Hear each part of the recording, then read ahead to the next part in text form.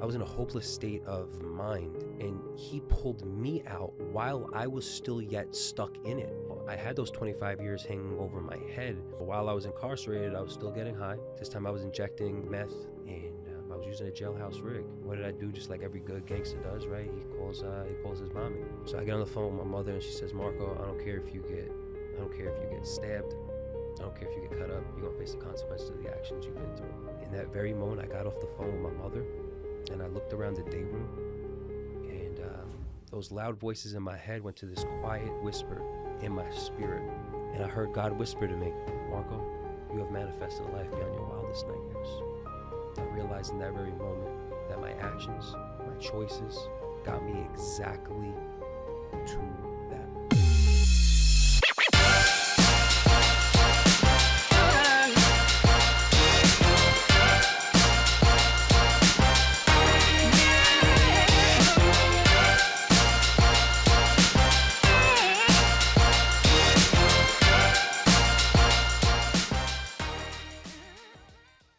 What's going on, guys? Welcome to another episode of the Journey to Solutions podcast, where we interview people from all walks of life who've overcome the impossible. We shine light on one simple truth: no matter your past, no matter your pain, with the power of God, anything is possible.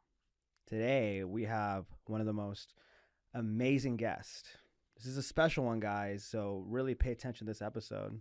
Today, we're going to have the founder and the CEO of Journey to Solutions, a person whose vision and selflessness is what's created everything that you see. I'm only here because of this man believing in me and what I wanted to bring to the table. You may be somebody that's been helped by Journey to Solutions or have a loved one helped by Journey to Solutions. And this person right here is what created that. We're literally nationwide. We're everywhere. We're helping people all across the United States. And we're going to start helping people even out of the United States. This person is a man of God. This person is a father. He's a husband. When I say father, I'm talking about 6 kids, not just one, but 6 kids. He's an amazing husband. He shows up for his wife. He shows up for his team. And he truly does walk in selflessness. He's that person that says, "I want to see you win. What can I do to help you?" And he means it. And he follows up. And you see, that's a rare thing in people. A lot of people say they want to help, but it's all just talk. This person's not just talking about it. He's actually walking with you through it. And so I want to introduce one of my best friends, Marco Ferrante. I love you, bro. Love you, buddy. It's such a blessing, such a pleasure and honor to be able to be here, with you. We just got back from our trip over there in Maryland, Delaware, Washington, and Jersey, and I'll never forget sitting down with you in this room, and we were having conversation and dialogue. And I, it's funny, as we step into rooms, I always tell people, this guy right here, he's the face of recovery, and you were talking about different celebrities and things of that nature. And I said, Fausto, you are that person. And today we're world-renowned speakers. We're traveling, being of maximum service to just give away this gift of life that's been, so freely given, to us. And it was a prayer at one time, a simple prayer, while we were in a hopeless state of mind, a deprived mind, and today we're living in this reality. And that's the whole point of this show, is to show others through our testimonies that there's a life out there beyond your wildest dreams that's possible, regardless of where you're currently at or your past situation and circumstances. So, to be able to be sitting in this chair today to be part of the solution is truly just a blessing and an honor. And man, I never thought I would have this life, and today we're living in it. Amen to that, dude. And yeah, and it's amazing to see how far you've come from how long I've known you, right? I didn't know you in your addiction, but I knew you like a few months getting sober. Yeah. And so just being able to see the character change in you.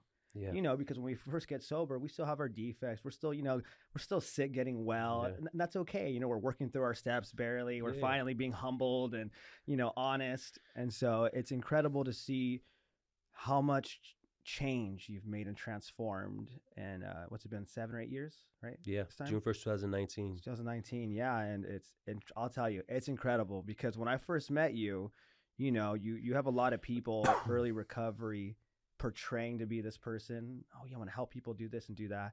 And then, you see what's behind the curtain, and that's not what's really going on. It's not that they're bad people. They're still just sick, Yeah. Or like you said, sometimes the shiny stuff, becomes their higher power, the money, whatever it is. Yeah. And that's why people get the success and then they lose the success. Right. So for you, what I want to ask you, like, what is it for you that helped you as you were getting clean and sober, remain in humility, remain open to direction, and being able to keep that like selflessness? Because you've attained a lot, you've done a lot, and it always blows me away how like, wow, you're a really good person. Like you really do care. You really are selfless. Like there is no game to you. There's no like ulterior motive. Like what is it that you've done, that you've heard, that you do to keep a heart like that? Yeah, you know what? I always go back to when I initially got sober, and it was that aha moment. And what I really want to stress to our listeners is, coming out of addiction is the easiest part. It's shedding that part of ourselves when life is great, and remaining humble it's so important.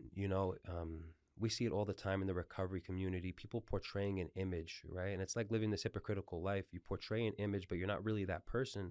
So when you go into these environments, you become this chameleon, right? But behind the scenes, you're somebody completely different. So you're never really being authentically and genuinely who you are at the core, and you start attracting the wrong people in your life. And then you have to maintain that image to be surrounded with those people, But, what keeps me humble and what keeps me selfless is, number one, over all things, I'm a kingdom guy, right?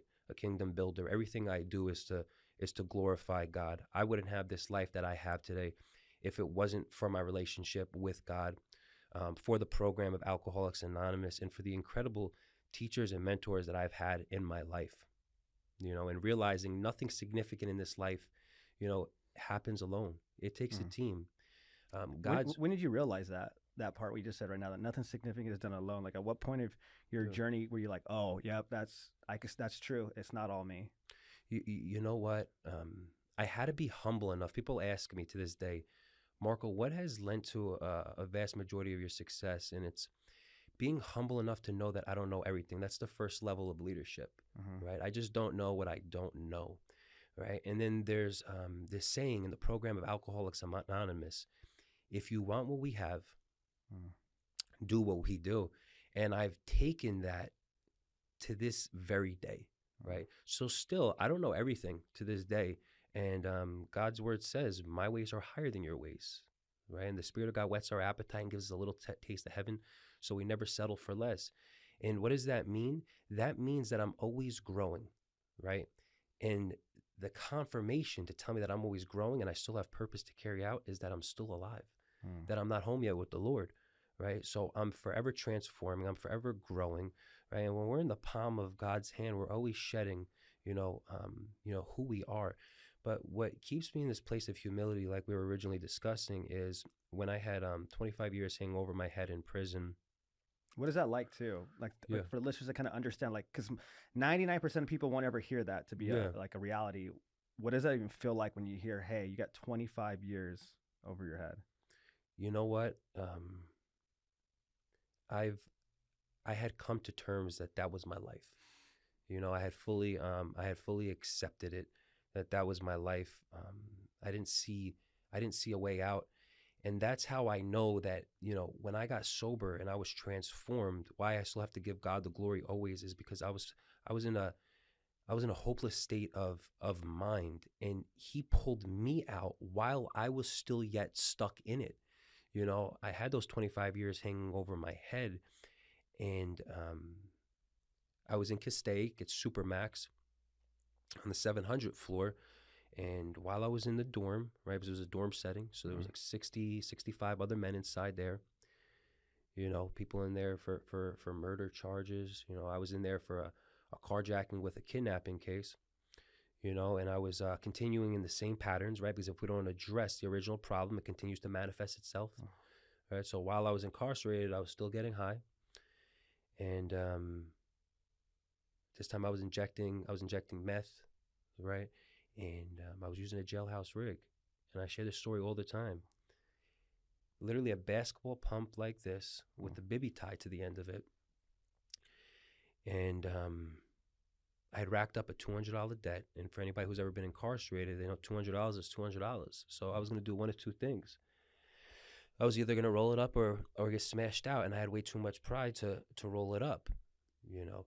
And what did I do? Just like every good gangster does, right? He calls his mommy. So I called my mother. My mother was my biggest enabler in life. You know, she literally loved me to death. This jailhouse rig, right? The basketball pump was so big to when I would put it into my arm, the blood would literally draw back on its own, right? I was a bottom of the barrel junkie, and I share that not to glorify my past, but to glorify God's goodness. So I get on the phone with my mother, and she says, Marco, I don't care if you get stabbed. I don't care if you get cut up. You're going to face the consequences of the actions you've been through, right? Now, mind, ever since, you know, I'm 17 years old, I was introduced to the program of Alcoholics Anonymous. You know, I was going into recovery homes very, very early on. Come from a praying family. How old are you when you got the 25 years over your head? That was back in 2018, So the beginning of 2018. Right now, I'm 33 years old. Okay, so that's, I think, like 26, something like that, right? Or 25, something like that. Okay. Right, so basically from 17 to 25, you have a head full of AA, right? And a belly full of booze and drugs. Oh, yeah. And that's that life where I tell people, you know, you literally feel like your guts are falling inside and out, you know, with the shame and with the guilt. And, you know, I used for over, you know, a decade, and it progressively got worse over time, just like any problem does in our life that's not addressed. But, you know, I was on the phone with my mother, and she says, Marco, I don't care if you get stabbed, I don't care if you get cut up, you're going to face the consequences of the actions you've been through. And in that very moment, I got off the phone with my mother, and I looked around the day room, and those loud voices in my head went to this quiet whisper in my spirit. And I heard God whisper to me, Marco, you have manifested a life beyond your wildest nightmares. I realized in that very moment that my actions, my choices got me exactly to that place. That was the greatest revelation I ever had, that I was the problem. Do you feel like for you, since your mom was like your enabler, right? And love, right? Enabling, supporting, there's this weird fine line of what it looks like. We know parents, when it comes to your kid, it's a whole different thing. Do you feel like for you, the person that enabled you, right, not intentionally, finally now goes, nope, like I'm done? Yeah. Do you feel like that was needed for you to, because, you know, sometimes when you kind of still have that thing to go to, it kind of causes us to be like, I could get out of this, I'll ask. Do you feel like your mom fully cutting you off was like, boom, now that one person that you know that no matter what you can lean on, you don't have? 100%. That was a saving moment for me. My father had already cut me off, you know, before that, and specifically told my mother, if you pick up his phone one more time, we're done. You know, my parents have been married now for, I want to say, 35 plus years. So where I come from, you know, marriage, it's a commitment that nobody breaks, right? That's everything to us. And I carry that concept into my everyday life, whether it's business, whether it's personal relationships. I don't do well with flash in the pan type relationships, right? I want genuine, authentic relationships where we're building and growing with one another. You know, I've come into a lot of money, right? My family, people I surrounded myself with growing up. So I got to see all aspects of life. So none of that stuff excites me in any way, shape, or form. I want people of character. I want people of depth and people of value that are around me. You know, my father ingrained it to me as a kid. And you'll hear me talk a lot about my father. My father gave me a lot of wisdom growing up. He said, Marco, don't ever establish relationships with people based off of what you have, but rather on who you are. Because when difficult moments hit, there'll be no foundation in place. So even to this day, you know, I would say God in his purest form doesn't release any information that's not asked. You know, and what I really mean by that is remaining in that place of humility and establishing relationships based off of genuineness. You know, I want to breathe a better quality of life into you. You know, that's the mindset every day I wake up. You know, how am I going to add value to the person across from me? Not what I'm going to get, right? But what am I going to give? And yeah, and let me ask you that. Like, I think sometimes people have a hard time giving. Yeah. Maybe it's the way they're raised. You know, I think most people are takers, whether it's intentional or not. Right. Who taught you about this idea of giving and the benefits of it? And how have you seen giving first? Because I've seen that you love to give Yeah. first. How have you seen that bless your life internally and externally? Yeah, God's word says it's more blessed to give than it is to receive. But that's kind of something that's ingrained into my DNA. You know, I come from a Sicilian family, right? So being there for our family, you know, is everything. Being there for others is everything. You know, loyalty is everything to us. So even when I got sober and I entered into recovery, I still had this great foundation, right? But that verse spoke really loud to me. It's more blessed to give than it is to receive. And in the process of giving, we get blessed tenfold every single time. And people know people know givers, and people know takers. So when you step in contact with people, let's just be real. Nobody wants to be around a taker, right? It literally feels like they're draining you of everything that you have. And that's why I say, you know, with Journey to Solutions, we cultivate that type of environment of giving to one another. And once we have that individual in the environment that's a taker, we got to let them go, because it sucks the energy out of the entire environment. So it's very important to remain around those people who are givers and are looking to add value and not take from one another. So let me ask you this. Sometimes people go, okay, I hear what you're saying, Marco. It's more blessed to give than to receive. But I give to people and they take advantage of me. Yeah. Or I give to people and they didn't do anything good for me. Kind of break down for those people that think like that, how to kind of overcome that mindset so they don't start not giving. Yeah. Is it going to happen that people will attempt to take advantage? For sure. I tell people, when I step in contact with others, I could tell who they are at the core, but that doesn't mean that I'm going to change who I am at the core, or I'll become like a chameleon, you know? So I tell people, maybe 7, 8 out of 10 times in human eyes, I may lose, but I win 10 out of 10 times in God's eyes, because that day will come where they will have to face you again. So those people that have done you wrong in the past, they will have to come to terms with that and end up reconciling that one day or another. So don't ever change who you are because of those around you and what they've done to you. And that's difficult, right? Because trauma sets into play, trust issues set into play. But at the end of the day, I don't give because what it's whether I want to. I give because truly that's a command from God to remain in that heart posture. So no matter how many times I've been done wrong, I still remain that person, because that is that's a principle I live by, and principles before personalities, you know. So yeah, that's at the core. That's the reason behind it. No, it's beautiful. Yeah, I think I've seen you be true to that. You know, you're not somebody who just talks about these principles and stuff like that. You really do follow that, right? I see the way you live, the way that you act, the way that you treat people. For you, like the way that you treat your team, which I've worked at a lot of places. Yeah. And I always believe everything falls in leadership. Usually if the staff on the floor is chaotic, usually it's because the owner's chaotic. And I've seen that. I've seen it where I'm like, why is it all over the place? And then you meet the owner. I'm like, oh my gosh, you're the most ADHD all over the place, inconsistent person. Well, no wonder why it trickles down. Right. I've also seen the owner that is good at business, but they're just somebody with like a business experience, success, and then they have no recovery experience, and they just go, I can make maybe money off of this. But they take running a medical clinic selling medical tools, that same mindset, into working with people with addiction. Right. And then you see that kind of be very cut and dry, you know, revolving door of staff members, you know, not really treating people like people, but treating them like objects. For you, where did you learn these tools of how to build your team and how to treat your staff? Because everybody's happy here. Everybody feels loved here. We're all like family here. And there isn't this revolving door. Yeah. You know what I mean? When people are here and they love it, they stay. Yeah. And you give so many opportunities for all of us to you know, thrive in what we love and to grow with no ceiling to it. Where'd you learn all that stuff? Bad experiences working at other places.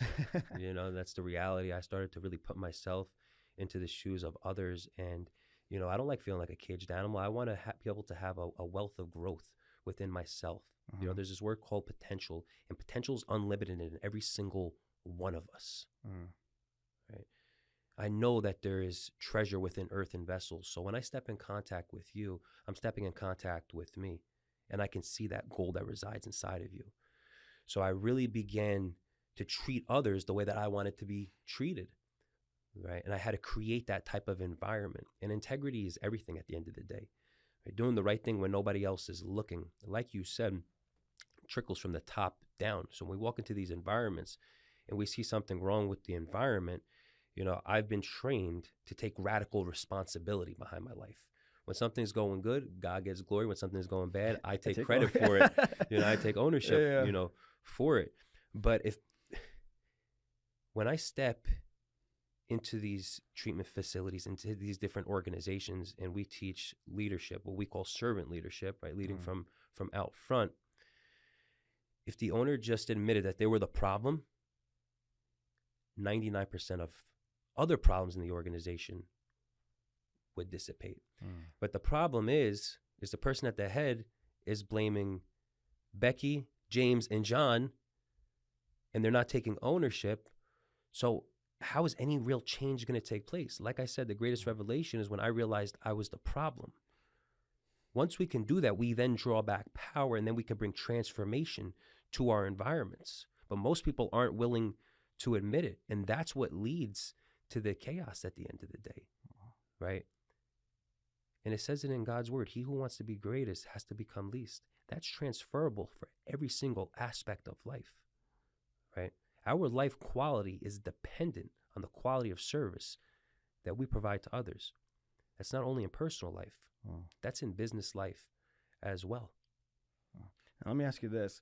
Sometimes you hear, and it's probably, there's some truth to it, right? Where I think we're very blessed with what you created. We have a lot more freedom to kind of do things that maybe big corporations say like this, you can't do this. Yeah. How do you bring Jesus or religion or spiritual, whatever you want to call it, into business? Because, sometimes it can create, friction, or sometimes maybe there's certain aspects of it that can kind of get like, kind of confusing. And you've seen it happen in places.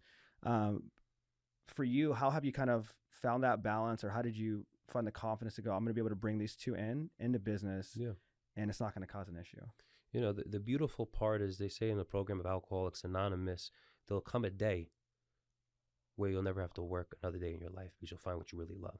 So both aspects had meshed themselves because I was authentic and genuine to who I was. And me, regardless of whatever environment, I'm in, I remain true to myself. And that's very, very important. And the only reason why I'm here is because of my relationship with Christ, right? At the core of all of it, And like I said, if it's based on what we have rather than on who we are, it's not going to last. So I live in that reality even within the organization. And everything I've learned, right, at the core of it, doesn't matter if it's from this person or this person or this person. If you take it back to its source, I learned it from God's word at the end of the day, right? And as you know, I'm also a pastor, right? So I carry that with me everywhere I go. These aren't titles. These are things that are ingrained into my DNA and into my heart. Right. So people know when they already walk in this environment, who I am, and there's nothing that we can, I want to make this clear, religion, what it insinuates is that there's something that we can do to please God. There's nothing in this world that we can do to please God. It's like waking up on Christmas morning, have gifts underneath the tree. Only thing we got to do is open it up. Right. That's the free gift of grace that we've been offered, not by what we have done, by what he has done on our behalf. And that's why I tell people, as long as you can understand that every good gift from heaven has already been poured upon you, there's nothing you have to do besides refine it and activate it by living it out. There's no limitation upon your life. You see, the will to do has been the greatest discovery amongst human civilization, and nobody yet has discovered its limitations. You know what that tells us? That every single thing that our hands touch, it must prosper. And that's the mindset, and that's the heart posture I ingrain to every single person on this team. I want everybody to live a life beyond their wildest of wildest dreams. And I want them to sense what true freedom is.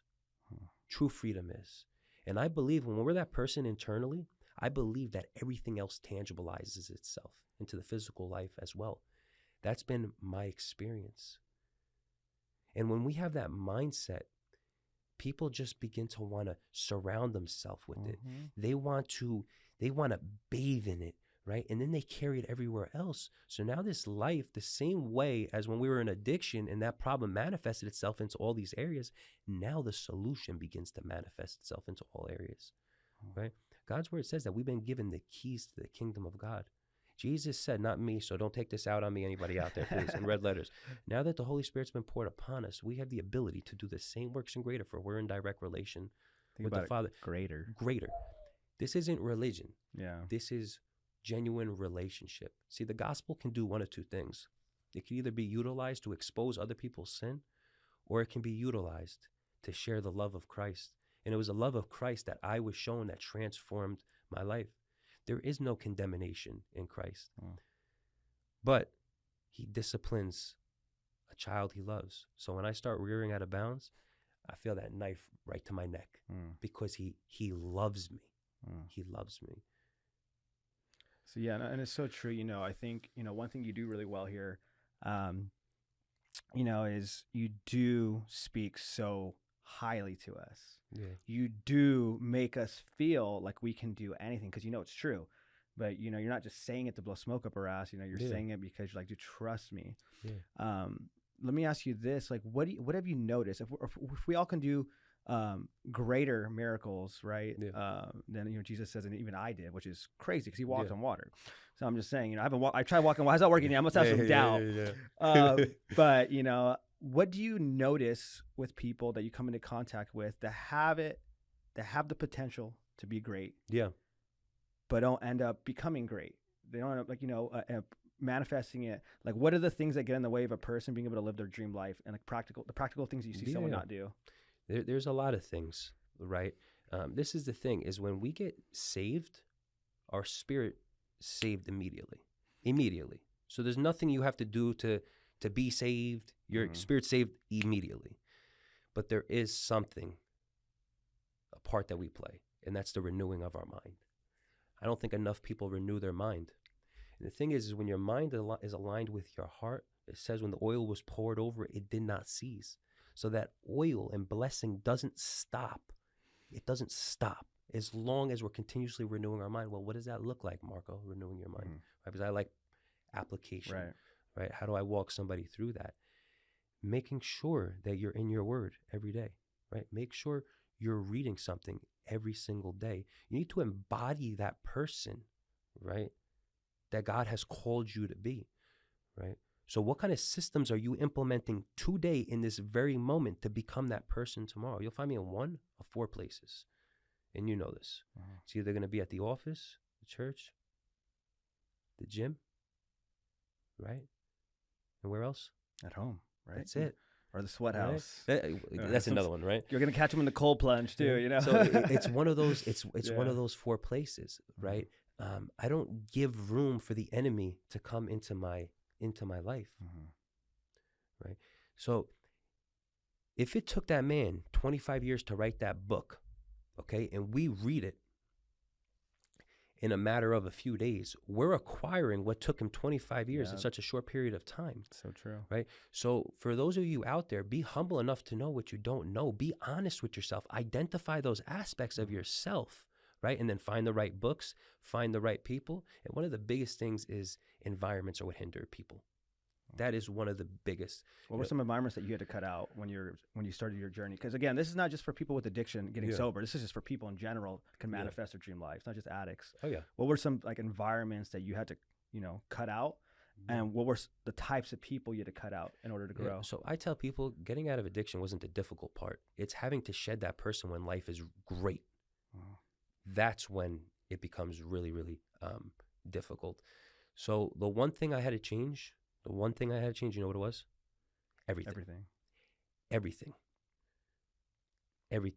Because that same environment that encapsulated me, there was no way it was going to take me to a life of solution, right? So I had to admit that. So it's nearly impossible to heal in the place that we've gotten sick in. So I had to remove myself completely, and literally I had to be able to conceptualize that everything I've been doing was a lie, and reprogram my entire being, completely reprogram. And that's what the rebirth is, you know? And like I said, embodying that person before it ever happens. Yeah, and I think that's the hard part, right, for a lot of people is that, right, you, whether it's getting clean and sober or whether it's the first day I'm ready to change my life, you know, it's all the same. That, like, yeah, it's like, yeah, you have these friends for 20 years, let's say. These are not the friends that are going to take you to the next place. Right. It's just what it is. So are you okay with feeling a sense of loneliness for a season? Yeah. While you're developing new friendships? Right. 2, maybe the places you go to, the bar, the club, you know, happy hour, whatever it is, right? You did that for so many years too. And those are your friends too, right? The bartenders, the servers, the people that show up. Can you accept that you shouldn't go there anymore, and you may struggle for a season finding places to go, right? And I think it's in those moments, right? Can you sit with that? Is the difficult part, because we like to what? You know, I'll go to the bar, but I'm not going to drink. Right. I'm going to go shoot pool at the pool thing, but I'm just going to smoke cigarettes this time. Yep.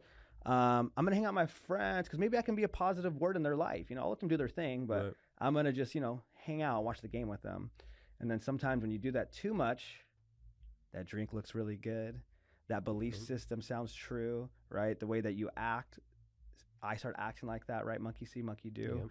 So yeah, I think it's so true, right? It's that part, right? And I think that's why, again, in recovery, it's steps 6 and 7, right? Looking at your defects of character and then working on changing those, right?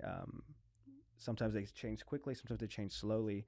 For you, you know, I love that you said, right? It's when things are good, shedding that old you. What does that mean exactly? So you're usually in recovery, we're like rock bottom.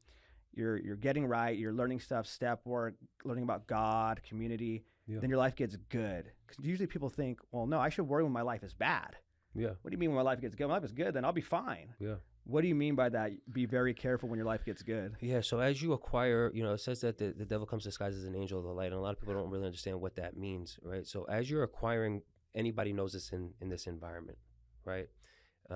I've had people that I've helped along their wellness journey, and I tell them, wellness journey, financial journey, whatever it is, I tell them, make sure your prayer game is 10x. Because before you know it, those things start becoming our identity. So just making sure we remember how we ever got there in the first place. So everything in my life, it's a byproduct of my relationship with God. It's a byproduct of my identity, right? Early on in recovery, right, or even when we were in addiction, let's say we had the pad, let's say we had the car, let's say we had the relationship, right? If we lost those things, we sense like we lost a part of ourself. Okay. As we enter into recovery and we find our identity, right, now all of those things are a byproduct, right? I have the wife that I have because of my recovery. I have the home I have because of my recovery and my identity. I have the car because of my recovery and my identity. I have the business because of my recovery and my identity. So these aren't my recovery and my identity. Always making sure we always take it back to our program. Very, very, very important, because we can lose ourselves in the midst of the pursuit. And what happens? Yeah, like what are some examples you've seen, whether it's yourself or with others, when they start to lose themselves in those things? Yeah, life becomes chaotic. All of a sudden,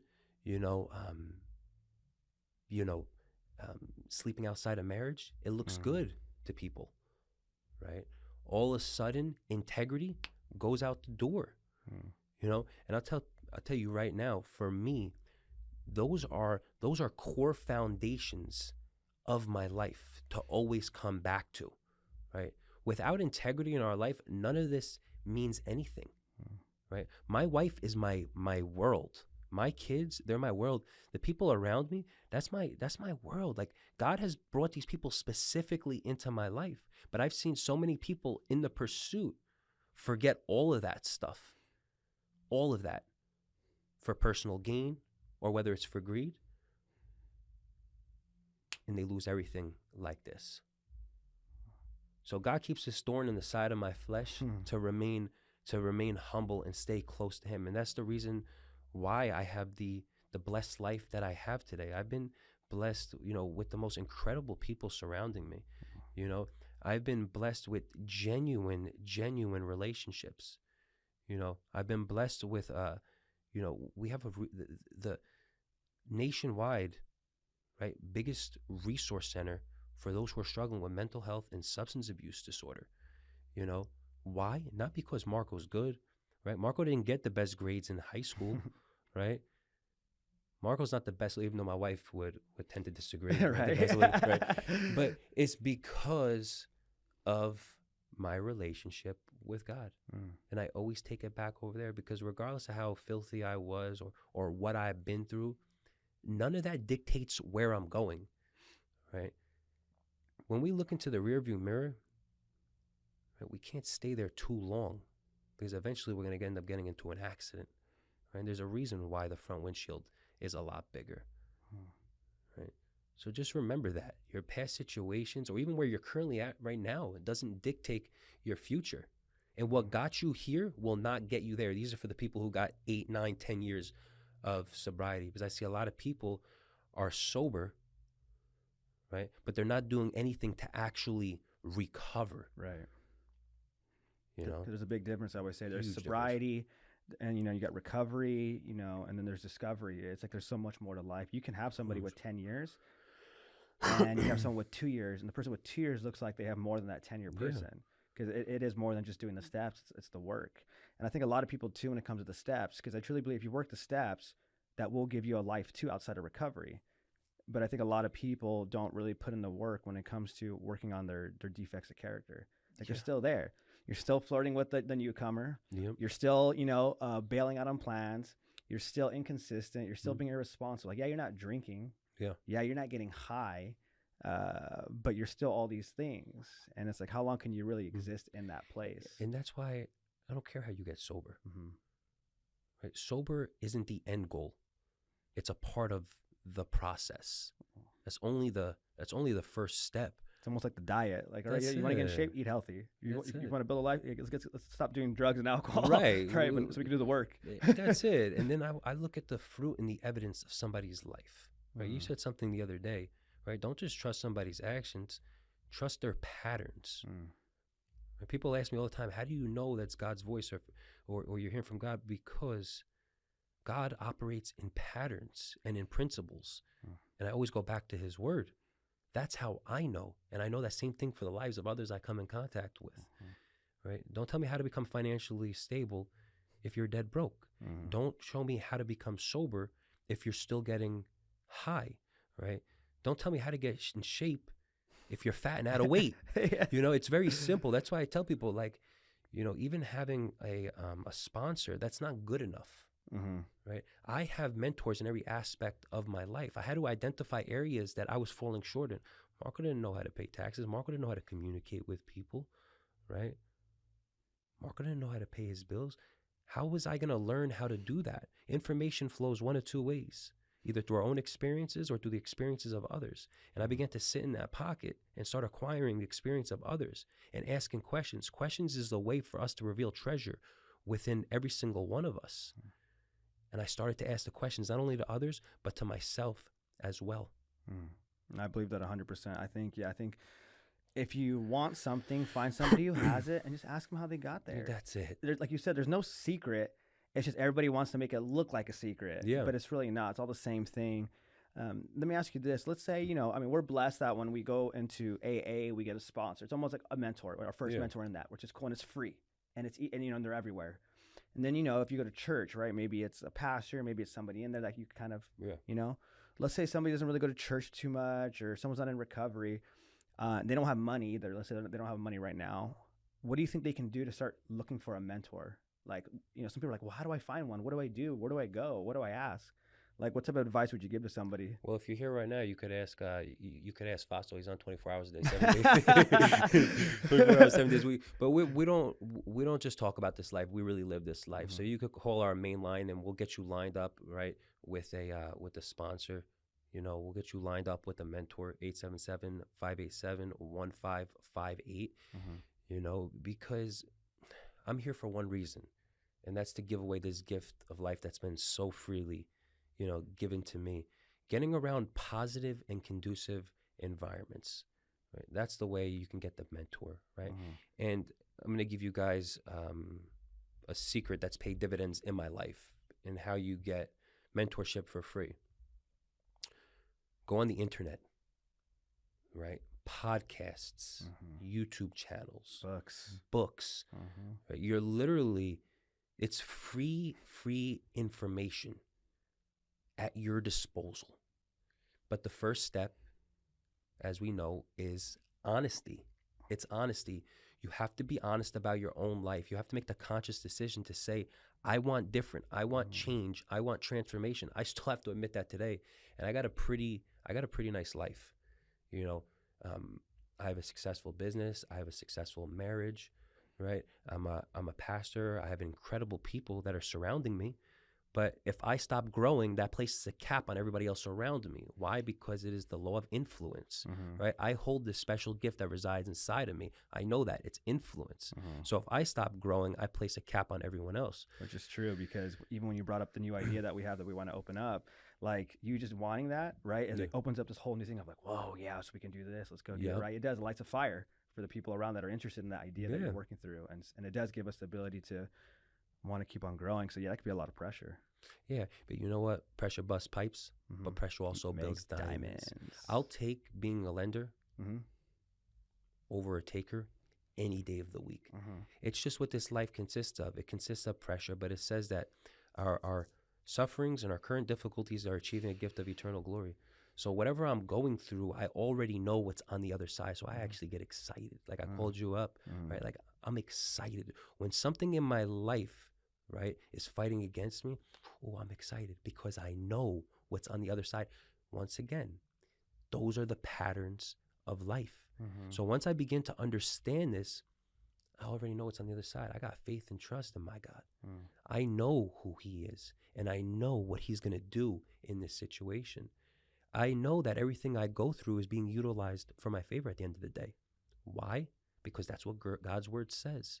So many people try to understand it before they accept it.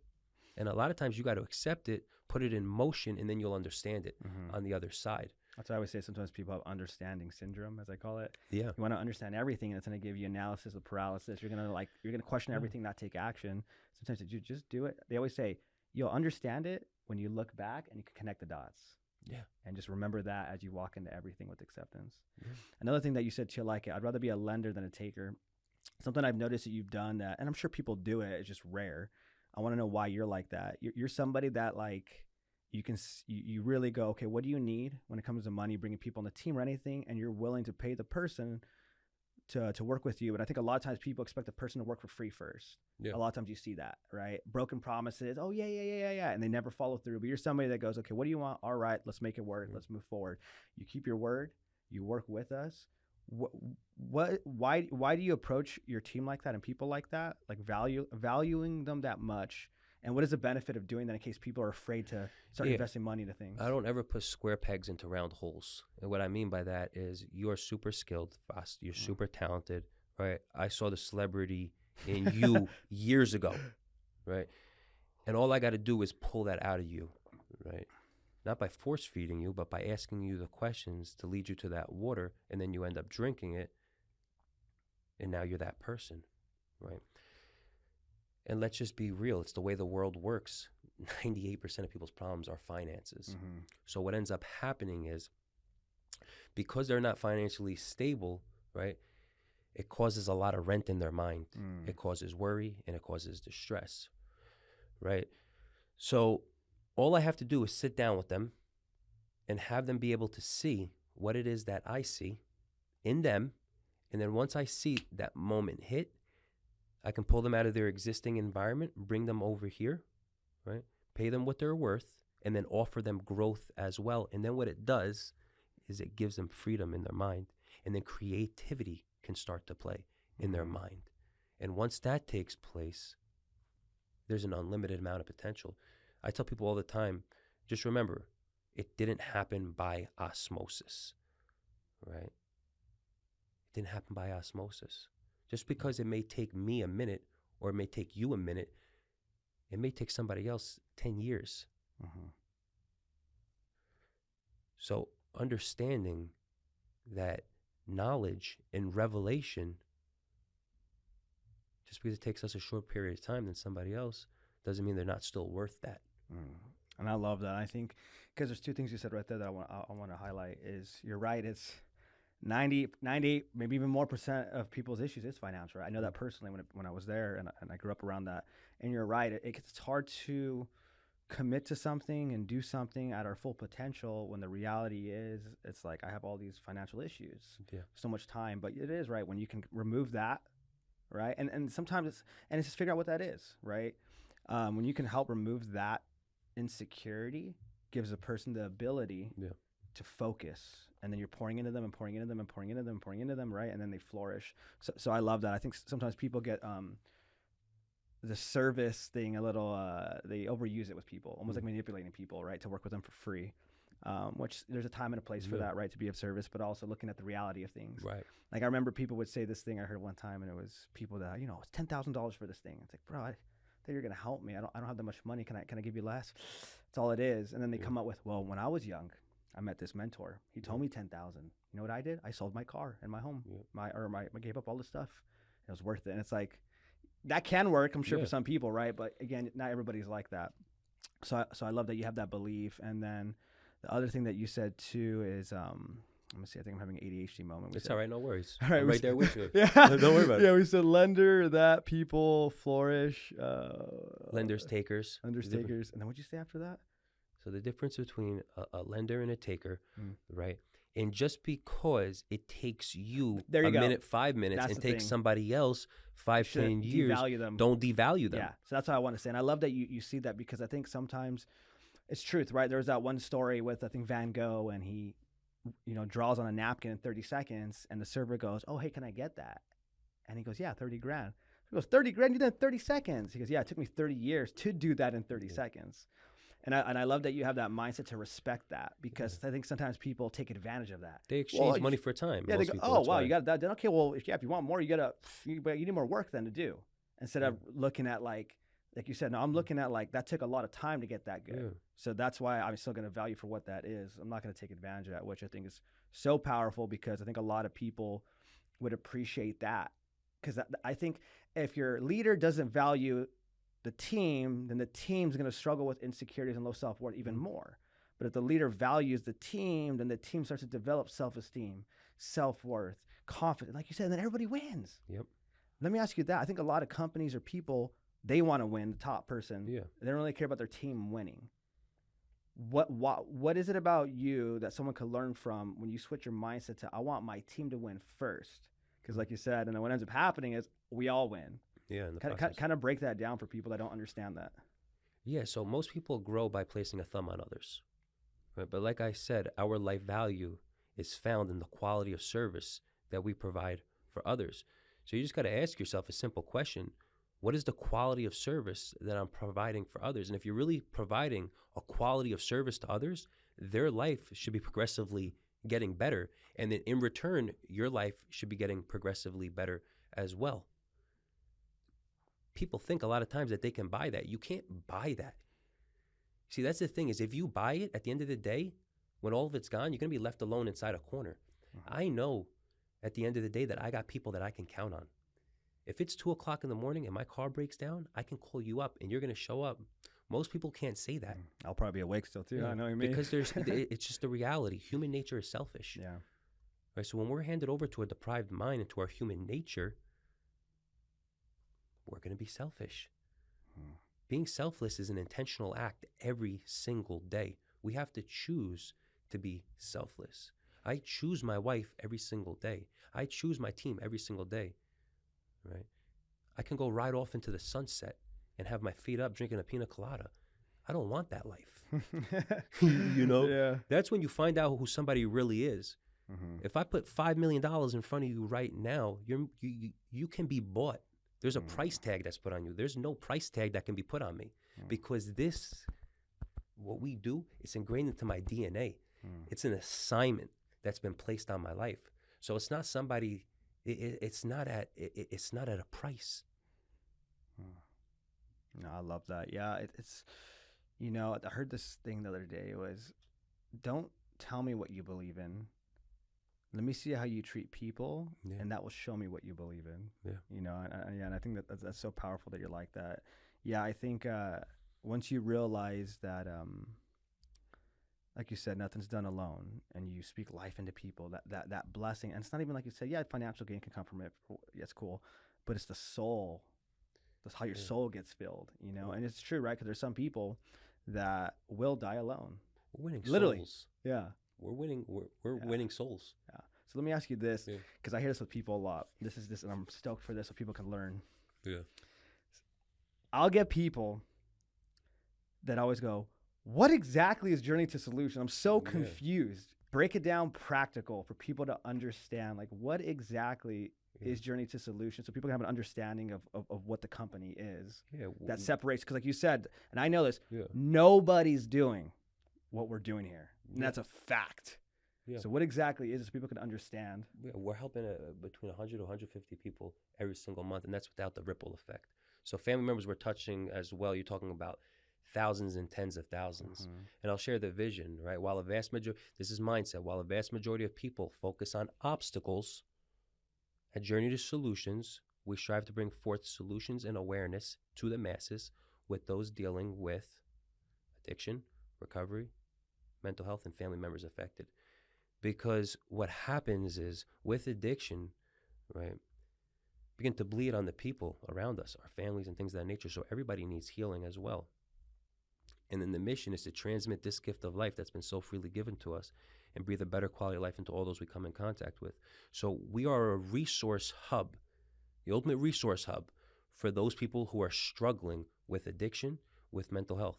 And now, as you know, we're going to let everybody else know as well, we're establishing a recovery wellness center where inside there, you're going to have the cold plunges, you're going to have the saunas, you're going to have workout area, we're going to have seminar rooms, right, to be able to educate people. Smoothie bars, coffee bars. All of that, because we're bringing transformation to the nations. And then we also have the Journey to Solutions Recovery Ministry that's planted all around the nation, where we do Christ-centered programs, and we have sober livings linked to it. See, I wanted to create the ultimate one-stop shop, right? We do public speaking all around the nation, so people come to me, right? I want help. It wasn't in my heart to tell them, I can't help you, right? So I had to begin to implement systems behind the scene to be able to help all these people that we come in contact with, right? There's one requirement to receive help from Journey to Solutions. One requirement. You know what it is? A person who's willing.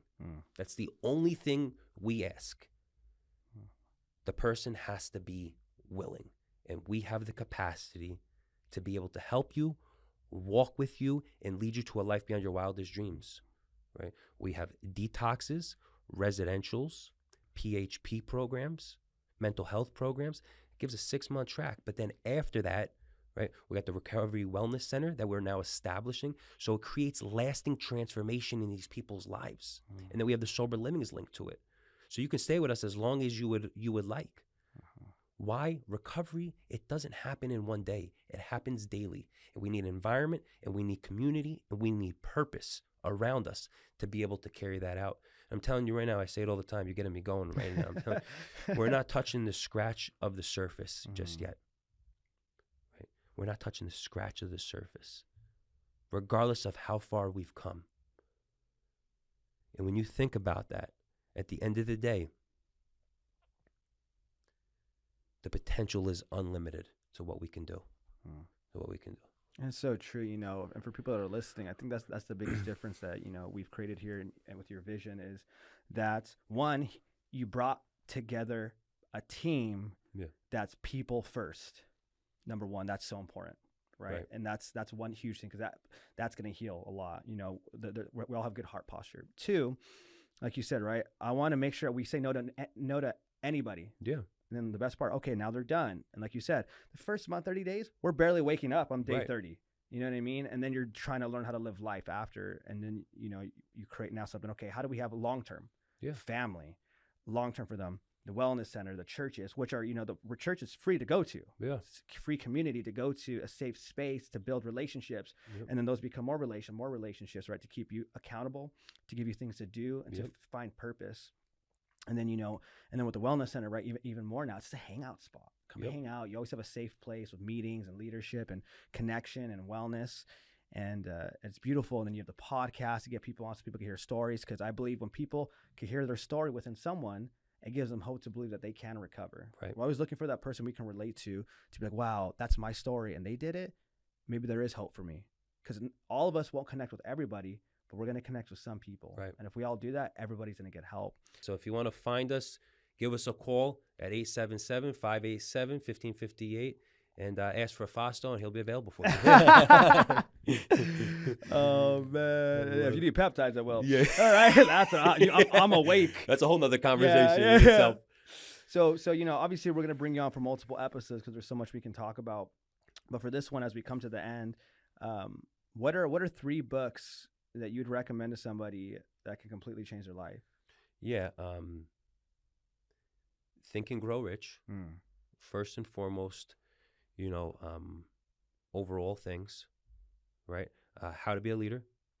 Miles Monroe. Miles Monroe has been pivotal in my life, right? Absolutely transformational. And then obviously God's Word.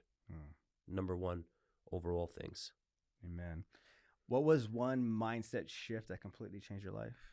One mindset shift that completely shifted my life, right? Be humble enough to know you don't know everything, but wise enough to identify what you don't know. And once you can do that,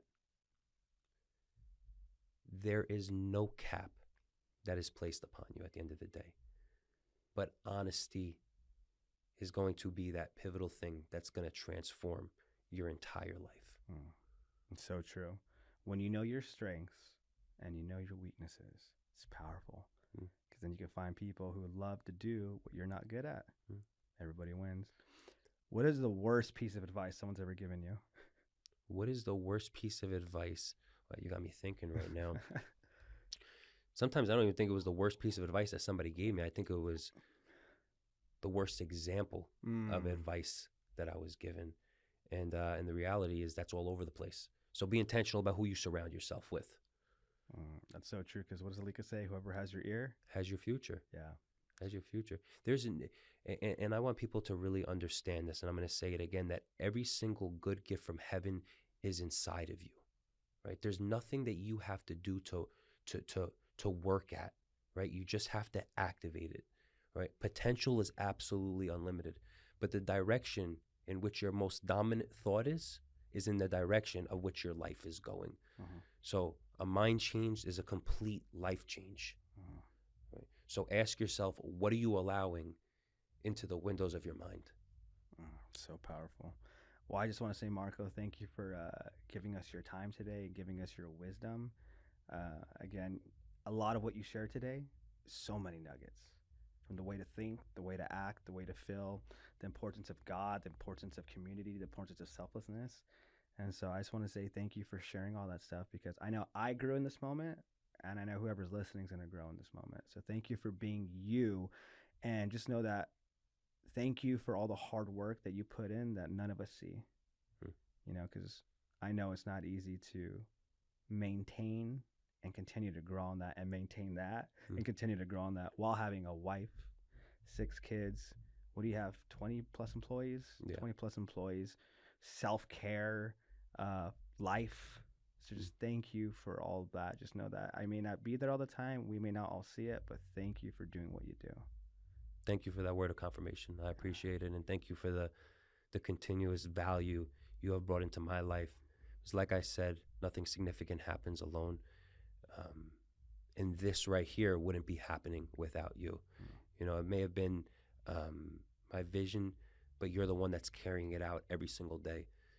So thank you for the commitment that you have made, not really to me, but to the people. So that's what I want you guys to know, that this individual right here, he's super people focused, and everything he does is because of his heart posture to serve and to add value to all of you. Amen.